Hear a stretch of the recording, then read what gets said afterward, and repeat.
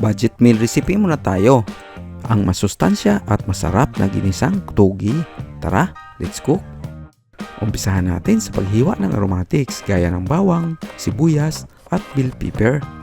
Tanggalan lang ng buto at hiwain ng strips. Ang green beans ay putulin ng 2 inches long. Mag-crack tayo ng itlog dito sa mangkok at i-beat natin. Maglagay tayo ng kunting mantika dito sa kawali at ipirito natin ang itlog hanggang makagawa tayo ng scrambled egg. Hanguin muna natin ito at i-set aside. Ang sunod natin gawin, igisa ang mga gulay. Mag-add lang tayo ng kunting mantika.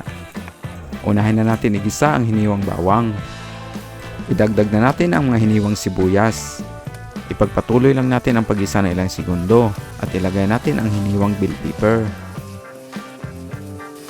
Ilagay na natin ang hiniwang green beans. Haluin lang para evenly cook ang gulay. Lagyan ng salt at oyster sauce. Haluin lang natin para ma-distribute ng maayos ang ating panimpla. Lagyan na natin ng konting tubig para mayroon itong sabaw. Ilagay na natin ang tugi. Napakamura lang ang mga sangkap ng ating recipe, pero punong-puno ito ng nutrients. Kung gusto mo ng healthy na ulam, lutuin mo na ang recipe natin. Ibalik na natin dito sa kawali ang scrambled egg. Timplahan na natin ng ground black pepper and salt to taste.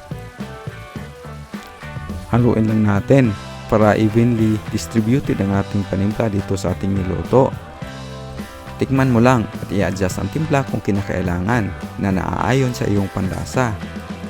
Ganito lang kabilis ang ating recipe. Luto na ito at ilipat lang natin sa lalagyan. Enjoy our recipe!